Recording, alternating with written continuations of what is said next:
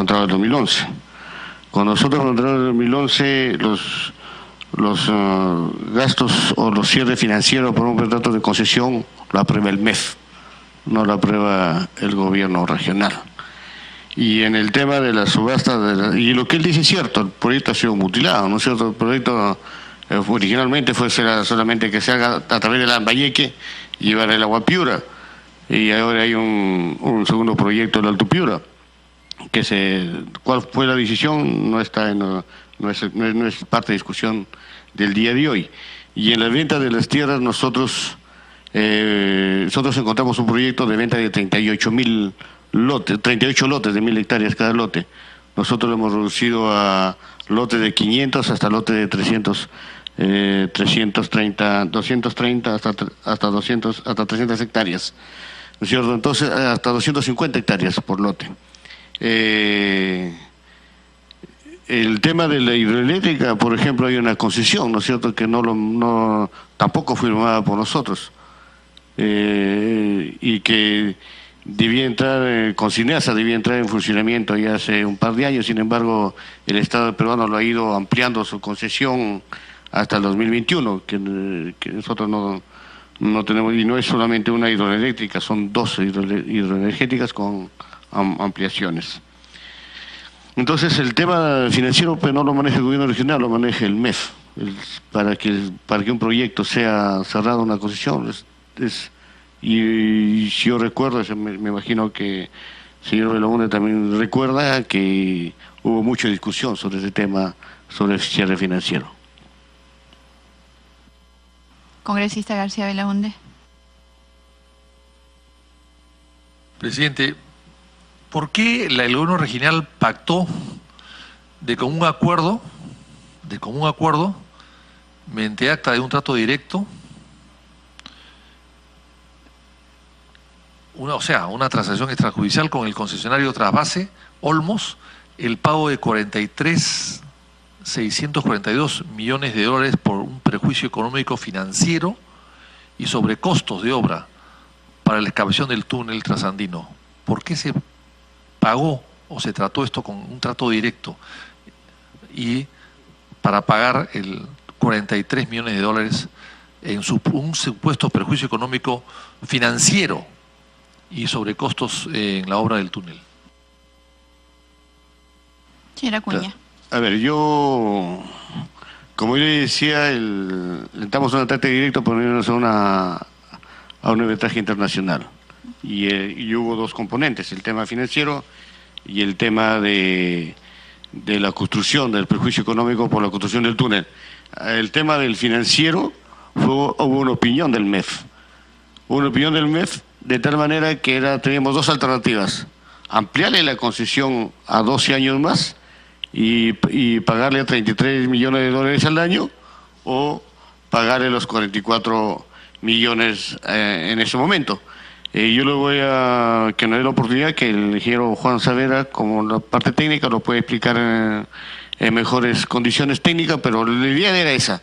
O sea, el recurso financiero fue una opinión favorable del MEF, que en lugar de ampliarle la concesión 12 años más y pagar 33 millones por año, se le pueda reconocer los 44 millones, y el otro componente era el tema del sobrecosto del túnel, que valía 90 millones de dólares y que querían cobrar 74 millones, y que tengamos el informe del señor Jorge Hurtado.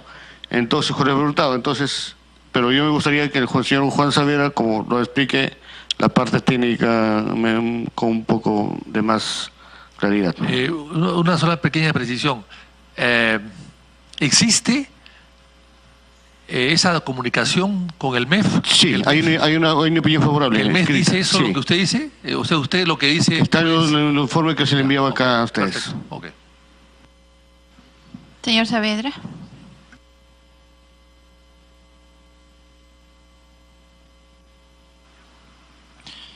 Bien, primeramente aclarar que en esta fecha existieron otros actores que participaron también en estos temas que ya no están, pero de manera general, por el hecho de haber analizado la situación, podemos decir lo siguiente. Vamos a los antecedentes. Un túnel como el que nosotros hemos afrontado es un túnel trasandino. Es un túnel considerado como un túnel muy profundo, porque hay túneles que tienen diferentes coberturas. Este túnel en su máxima cobertura tenía 2.000 metros de cobertura. Y como especialista en túneles, trabajé en una central hidroeléctrica con Sueco durante 8 años y con una supervisora durante 2 años, y justamente me especialicé en este tema de túneles. Puedo decir que en este tipo de, y aquí cualquier ingeniero que esté, por favor, también puede colaborar en ese esclarecimiento. Cualquier túnel, cuando se excava, lo que se hace, los cálculos que se hacen tienen el carácter de estimados. ¿Por qué razón? Porque un túnel no se conoce hasta cuando se termina. Esa es la filosofía tunelera a nivel mundial. Y en el caso del túnel trasandino, por esa cobertura de 2.000 metros, realmente no se sabía pues que se va a encontrar. Si en túneles de poca profundidad, mediana profundidad, tenemos estos temas, en estos túneles profundos también. Entonces, por lo tanto, ahí se dio un fenómeno natural, ¿no?, que voy a tratar de explicar brevemente. Antes los Andes corrían en esta dirección. De repente, a nivel de corteza, hubo un movimiento que cambió la dirección de los Andes. Y esta zona se conoce como deflexión del Huancabamba. Como consecuencia de ello, se formaron fallas geológicas que tienen kilómetros de longitud. Cuando uno va, por ejemplo, a Jaén, ve varias zonas de asentamiento que son parte de la traza de la falla que recorre kilómetros. Entonces, cuando se formaron los Andes, quedaron esfuerzos naturales atrapados. Estos esfuerzos naturales atrapados generan una energía muy fuerte, casi inicial, como un terremoto de grado 9, por decirlo así, inicial, ¿no?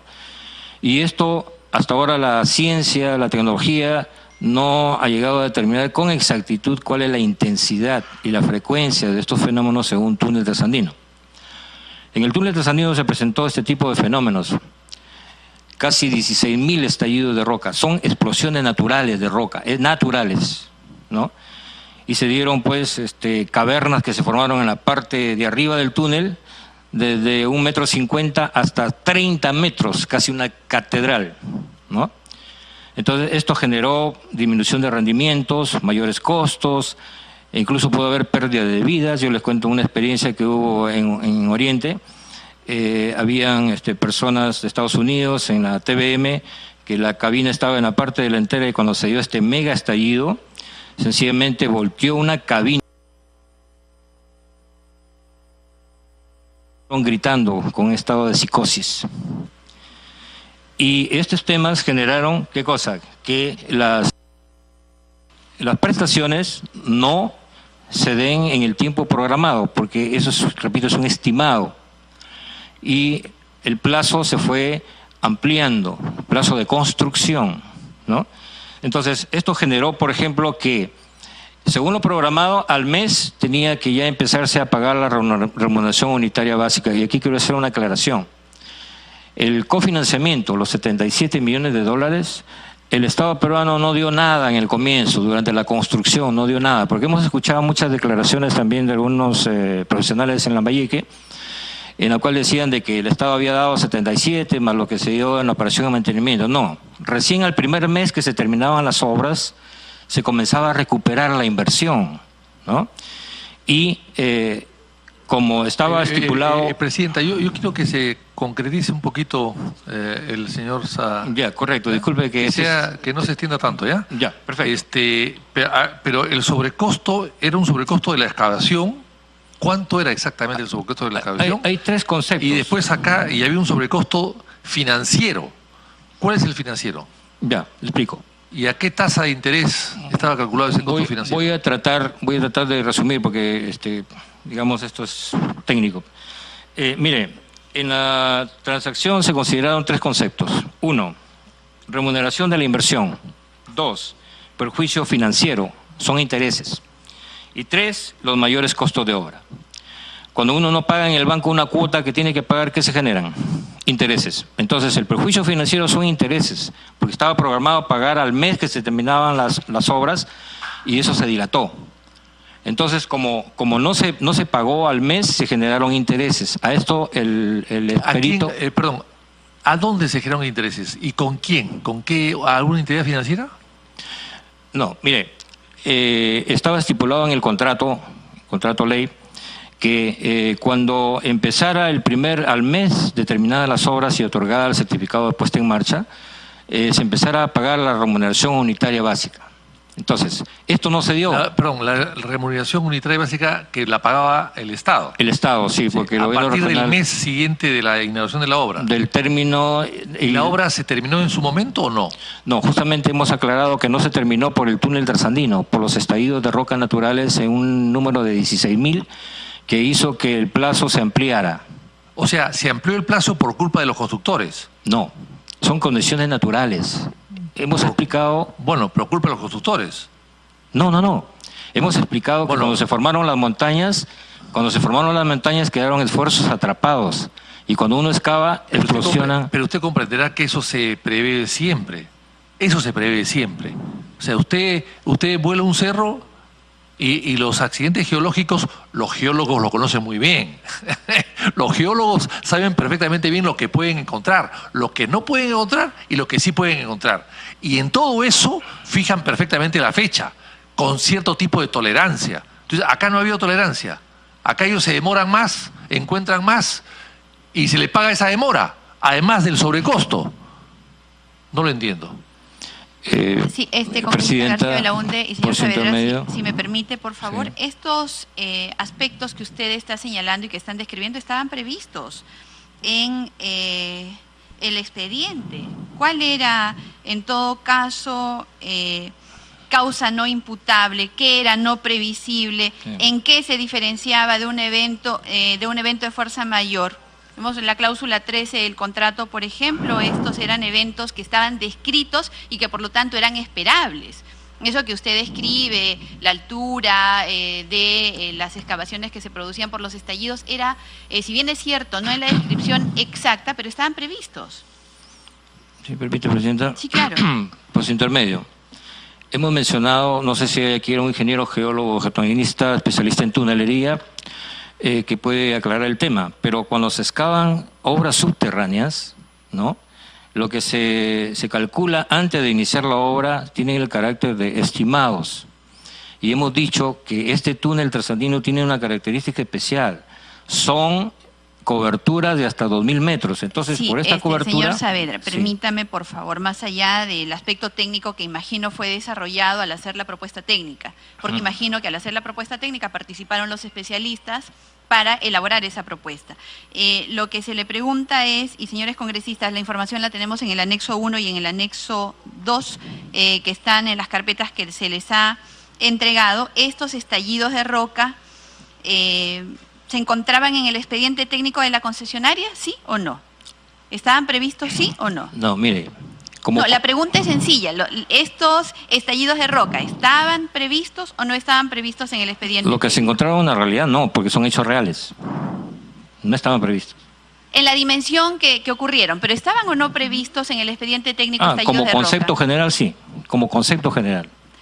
Correcto. Entonces, se entiende que ya los habían considerado en la propuesta técnica y en la propuesta económica al momento de concursar para obtener la buena pro, ¿sí o no? Sí, y me permite aclarar ese tema. Sí, y eso es lo que quiero que me aclare. Sí. ¿Por qué entonces se les consideraba como causas no imputables? Si eran previsibles. ¿En qué se diferencia, y aquí para que desarrolle la explicación, un evento de fuerza mayor tal como se recogía en la cláusula 13 del contrato? Le explico. Para desarrollar la propuesta, la concesionaria tuvo que analizar los tramos reales excavados, porque a la fecha que ellos iniciaron no estaba el túnel en cero, habían habido tramos ya excavados con cierta cobertura, y en estos tramos excavados se presentaron estallidos de roca con una intensidad leve, moderada. ¿Se da cuenta? Entonces ellos estimaron en su propuesta este tipo de intensidad de estallidos leves y moderados. Pero se han presentado... A ver, nuevamente, permítame, para que pueda seguir ahondando en la respuesta. En los informes de supervisión, señor Saavedra, ya se consideraba esto como eventos que se esperaban. ¿Qué pasó con la supervisora? En los informes de supervisión, sí, hay informes de supervisión. No sé si les podemos alcanzar al señor Saavedra, por favor. A ver. Y le voy a hacer, en todo caso, porque es pertinente la pregunta completa que yo tenía preparada para este tema, si me permite, congresista García Belaúnde. Y es en realidad para que cualquiera de los tres, especialmente usted, señora Acuña, también pueda responder. Como sabemos, la tercera adenda al contrato de concesión sobre la cual estamos hablando parte de un supuesto, para nosotros supuesto, perjuicio económico financiero producto de un estallido de roca sobre el cual estamos discutiendo en este momento durante la construcción del túnel trasandino que afecta a la concesionaria Trasvase Olmos. Esta concesionaria, ante tal escenario, decide aplicar la cláusula 3.3 del contrato de concesión. Congresistas, esto está en el anexo 1. Mediante el cual se establece que se reconocerá un perjuicio económico financiero en caso de causas no imputables al concesionario, producto de demoras o atrasos en el cumplimiento de las prestaciones a cargo. La forma de resarcir este perjuicio será otorgando la prórroga necesaria del plazo de la concesión, para que el concesionario recupere cobrando la remuneración unitaria básica. ¿Qué es la remuneración unitaria básica? Para que se entienda en sencillo, la tarifa del trasvase de agua, ¿no es cierto? Durante el periodo adicional de la concesión. En ese sentido, y acá ya va la pregunta sobre la cual estamos discutiendo, ¿por qué se consideró a tal estallido de rocas como una causa no imputable que producía un perjuicio económico financiero, el cual debería resarcirse? Ahí usted me dice que es por la característica geológica de un túnel trasandino, ¿verdad? Esa es la respuesta. Correcto. De este túnel trasandino. Ya, yo le hago esta consulta porque, y es de lo que estamos hablando ahorita, conforme a los informes de supervisión que nosotros, a los cuales hemos accedido, congresistas, está en el anexo 2, estos estallidos de roca se encontraban en el expediente técnico de la concesionaria, es decir, que se entiende que ya los habían considerado incluso en la propuesta técnica y económica al momento de concursar para obtener la buena pro. Entonces, y aquí la pregunta específica, ¿por qué entonces se les consideró causas no imputables si no eran imprevisibles? O sea, la dimensión, si era una dimensión leve, moderada, intensa, perdóneme, no tengo los términos exactos geológicamente hablando, usted me los podrá explicar, pero digamos, si no eran causas no imputables porque eran previsibles, no sé si la intensidad podría no ser previsible, pero esto del estallido de rocas era absolutamente previsible. ¿En qué se diferencia de un evento de fuerza mayor tal como lo recogía la cláusula 13 del contrato? Ya. Me permite, Presidenta, para dar respuesta a su pregunta, también la del congresista Víctor Andrés García Belaúnde. Justamente ahí estaba el tema de la controversia cuando se paralizó las obras del túnel. Y por eso es que dijimos que se nombre un perito que defina la discrepancia entre las dos partes. Entonces, el perito... perdóname que lo interrumpa. O sea, ellos pararon la obra. Claro, o sea, fue un chantaje. Fue un chantaje, dos ¿no? veces. Porque ellos no podían parar la obra. Fue un chantaje. Porque en todo caso el sobrecosto se discute después, pero no parando la obra. O sea, fue un chantaje típico de los bandoleros, ¿no? Por eso justamente yo, disculpe, Presidenta, mencioné en mi alocución de que ha habido pronunciamientos no solo del gobierno regional, sino también del Colegio de Ingenieros, apoyando la posición del gobierno regional. Entonces, con relación a la pregunta es que el perito determinó cuáles eran las cavernas identificadas por los estallidos de roca de alta intensidad y de mayor frecuencia, mayores de 2 metros de altura, como dijo el ingeniero Saavedra, las cavernas que se formaban por los estallidos de roca que volaban al interior del túnel por esa liberación de energía, como si fuera un sismo de magnitud 8, 9, qué sé yo, porque ha habido bastante accidente al interior del túnel. Entonces el perito determinó que para el primer grupo de eventos haya 42 cavernas de esa magnitud y de esa intensidad, y para el segundo grupo de eventos 26 cavernas, que reconocía un total de 68 cavernas, y no la totalidad de los estallidos de roca que reclamaba la concesionaria durante la controversia, ¿no? Y con relación a la remuneración unitaria básica, o llamamos la retribución, de la inversión por 21.7 meses, que equivale a los 40.632.000 dólares, y el perjuicio financiero ocasionado es de $3.010.000. Siempre que se reconozca el pago de la remuneración de las 21.7 cuotas mensuales de ingresos no percibidos desde la fecha prevista de inicio de operaciones. Y eso hace el total de 43 millones solamente por la remuneración de la inversión y el perjuicio financiero, no por sobrecostos de obra. Ya, o sea, a ver, Presidenta, a ver si nos entendemos. O sea, ellos paran la obra porque quieren reconocimiento a un sobrecosto. Claro. Y luego le pagamos nosotros el sobrecosto del tiempo que ellos han parado. O sea, el costo financiero del tiempo que ellos han parado. ¿Es así? Disculpe, Presidenta, para aclarar la intervención del congresista García Belaunde. Una cosa es el sobrecosto y otra cosa es el perjuicio económico financiero. El perjuicio económico financiero está establecido en la cláusula 3.3 del contrato. Y eso significaba que había que pagarle cerca de 10 años de prórroga y, según la opinión del MEF, por las tasas de intereses bajas que tenía el país, era más económico para el Estado, al Gobierno Nacional, pagar en efectivo el tema del perjuicio económico financiero con sus intereses. Y el tema del sobrecosto de obra fue resuelto por el peritaje que estuvo a cargo del doctor Jorge Alba Hurtado. En tema de sobrecostos, como hemos dicho, la concesionaria reclamaba 74 millones y al final se reconoció 5.092.000 dólares. Va a ampliar, señor Saavedra. Presidenta, antes de que amplíe, señor Saavedra, permítame, le hablé de los informes de supervisión que le han alcanzado, ¿también? ¿Se le alcanzó? Antes que participe el ingeniero Saavedra. ¿Por qué firmamos el acta de trato directo? Porque nosotros no estábamos de acuerdo con los requerimientos de la empresa. Correcto, señora Acuña, permítame interrumpirlo. Por eso fuimos a la final. Permítame interrumpirlo solo en para que precise. ¿Quién ofreció el trato directo? ¿Ustedes? Ambos partes.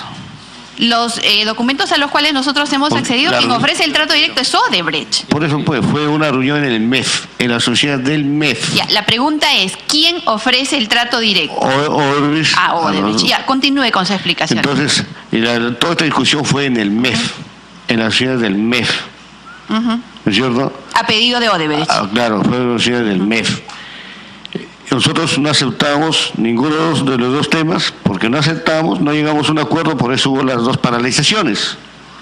Y ahí fuimos al acta de trato directo. Y nosotros aceptamos el acta de trato directo antes de irnos a un arbitraje internacional. ¿No es cierto? Entonces es un tema que también nosotros tomamos esa posición. Y en el tema del sobrecosto financiero hubo una opinión del MEF, como le explicaba.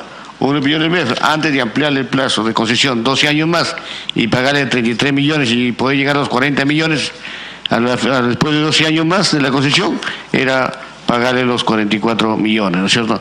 Que fue una opinión favorable del MEF que usted lo tiene en su despacho. Y en el tema de la obra en sí, ha habido la opinión del experto, del doctor Jorge Alba. Entonces yo un poco para explicarle el tema, ¿no es cierto? O sea, como un poco poner un tema sencillo el tema. Es igual que usted hace concurso a una obra en la selva y sabemos que en la selva llueve, ¿no es cierto? Entonces el contratista no puede pedir ampliación de plazo porque llueve y no le puede dar una una ampliación de plazo porque llueve, salvo que los eventos de lluvia son extraordinarios de los límites permitidos que tú le puedes considerar. ¿No es cierto?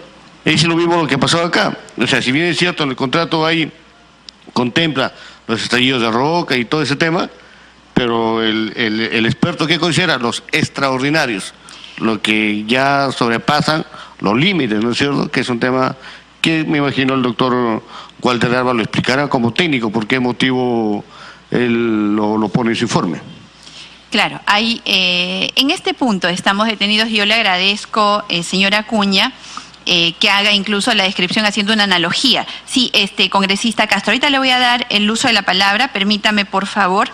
Estamos tratando de diferenciar un evento de fuerza mayor tal cual está recogido en la cláusula 13 del contrato, porque estos aparentemente no serían. ¿Por qué? Le voy a leer rápidamente lo que dicen los informes de supervisión. que dice, aspectos importantes a destacar. Cabe señalar que en el expediente se consideraba la presencia de estos estallidos en la zona actualmente de trabajo. Hay el perfil geológico XT-7-01-02. Esta precaria producción se debió en gran medida a las condiciones desfavorables del macizo rocoso que se viene atravesando con presencia de fenómenos de estallidos de roca, las mismas que, sin embargo, están previstas en los planos y especificaciones del proyecto. La excavación con TBM del túnel trasandino debido a la presencia de estallidos de roca, así como el desprendimiento moderado de fragmentos y bloques de roca, tal como está previsto en el plano XT-7-01-02. Los trabajos de excavación con TBM en el presente mes, debido a las manifestaciones de lajeos en bóveda y moderada ocurrencia de estallidos de roca con ligeros desprendimientos de fragmentos y bloques, condiciones indicadas en el perfil geológico que forma parte del contrato. Como están previstas en el plano XT-7-01-02 túnel trasandino, perfil geológico que forma parte del expediente técnico, ha generado pequeñas sobreexcavaciones previstas en la propuesta técnica. Y podría seguirle describiendo el contenido de la supervisión. Esto da cuenta de que aquello que se consideró fenómeno extraordinario o evento de fuerza mayor no era tal, porque está en los informes de supervisión, de acuerdo a los planos geológicos, como un evento que era esperable. Antes de que conteste, señor Saavedra, congresista Castro, que estuvo insistiendo con el uso de la palabra. Bueno, parece que hay una deficiencia en términos técnicos cuando han estado elaborando no solamente el expediente técnico, si es que hubiera, sino también el propio proceso constructivo. Porque quiero ir a una pregunta concreta. ¿Cuánto, según usted, era el estimado inicial del volumen de roca que estaba en problemas en este caso? Y en todo caso, ¿cuál fue el volumen final? ¿Y cuánto representaba en términos económicos y cuánto representó al final también? Así, de manera clara, concreta, por favor.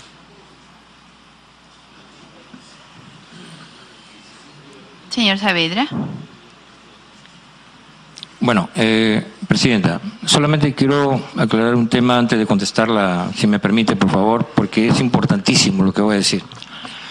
Mire, la controversia justamente se configura porque la parte técnica del supervisor, que es la Gerencia de Desarrollo Olmos, cuando yo estuve ahí, y la Oficina de Asesoría Jurídica en su informe legal, ambos coincidimos, y también la Gerencia General, que está acá, el ingeniero Galloso, coincidimos en que era cero sobrecostos de obra, ¿ya? Por eso es que se configura la controversia. Son nuestros informes, dijeron, no te corresponde nada en el tema de sobrecostos de obra, ¿ya? Eso para puntualizar. Ahora, otro tema importante es lo siguiente.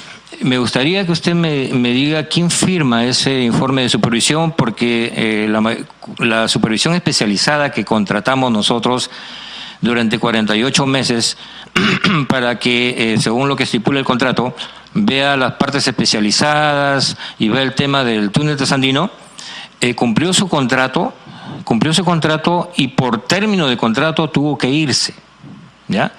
Si corresponde a un informe de supervisión especializada, no cubre los tramos que sí se dieron cuando el supervisor PEOT asumió sus labores. Y es más, cuando ellos estaban, sí se produjo estallidos de roca, pero leves, moderados. Después comenzó medianos, altos, muy altos y mega estallidos, ¿no? Mega estallidos.